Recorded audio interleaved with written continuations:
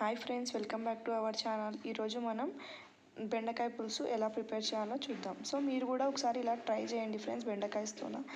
So ముందుగా పొడుగా chop చేసుకున్న onions, పచ్చిమిరపకాయలు, క్యారెట్, బెండకాయలు ఇవన్నీ ఇలా నేను చూపించే విధంగా పొడుగా చాప్ చేసుకోవాలి.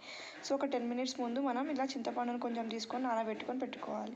సో ముందుగా ఒక కడాయి తీసుకొని అందులోకి తగినంత ఆయిల్ వేసుకొని పోపు దినుసులు వేసుకోవాలి. సో ఇలా పోపు దినుసులు చిటపటలాడిన తర్వాత పొడుగా చాప్ చేసుకున్న పచ్చిమిరపకాయలు, ఆనియన్స్ ఇవన్నిటిని వేసుకొని తర్వాత మనం కొంచెం కరివేపాకు రెబ్బలను కూడా వేసుకోవాలి. కరివేపాకు వేసుకున్న తర్వాత ఇవన్నిటిని బాగా మిక్స్ చేసుకోవాలి. సో ఇవి కొంచెం ఫ్రై అయిన తర్వాత ఇప్పుడు మనం ఇందులోకి తగినంత పసుపుని వేసుకోవాలి. సో పసుపుని వేసుకున్న తర్వాత మనం ఇప్పుడు అందులోనే కొంచెం అల్లం ఎల్లిగడ్డ పేస్ట్ని కూడా వేసుకోవాలి. సో వేసుకున్న తర్వాత ఇవన్నిటిని బాగా మిక్స్ చేసుకోవాలి. సో ఇలా చేసుకోవడం వల్ల అల్లం ఎల్లిగడ్డ ఉన్న పచ్చివాసన అంతా పోతుంది ఫ్రెండ్స్, ఆయిల్లో బాగా ఫ్రై అవుతుంది. సో అల్లం ఎల్లిగడ్డ ఎప్పుడైనా ఆయిల్లో ఫ్రై చేసుకోవాలి. తర్వాత మనం ఇందులోకి పొడుగా చాప్ చేసుకున్న క్యారెట్, బెండకాయ ముక్కలను కూడా వేసుకోవాలి.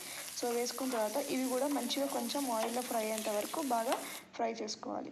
సో చేసుకున్న తర్వాత ముందుగా నానబెట్టుకున్న చింతపండు ఉంది కదండి, అది ఇలా గుజ్జులా చేసుకొని పెట్టుకోవాలి. సో తర్వాత ఇందులోకి తగినంత కారం, కొంచెం ధనియాల పౌడర్, తగినంత ఉప్పు ఇవన్నిటిని వేసుకొని బాగా మిక్స్ చేసుకోవాలి. సో ఈ పోపులో ఇది మిక్స్ చేసుకోవడం వల్ల మంచిగా ఈ కారం మసాలా అంతా బాగా ముక్కలకి బాగా పడుతుంది ఫ్రెండ్స్. సో ఇలా బాగా మిక్స్ చేసుకున్న తర్వాత ముందుగా నానబెట్టుకున్న చింతపండు గుజ్జు ఉంది కదండి, అది ఇందులోకి వేసుకొని బాగా ఒక 5 to 10 మినిట్స్ కొంచెం బాయిల్ చేసుకోవాలి.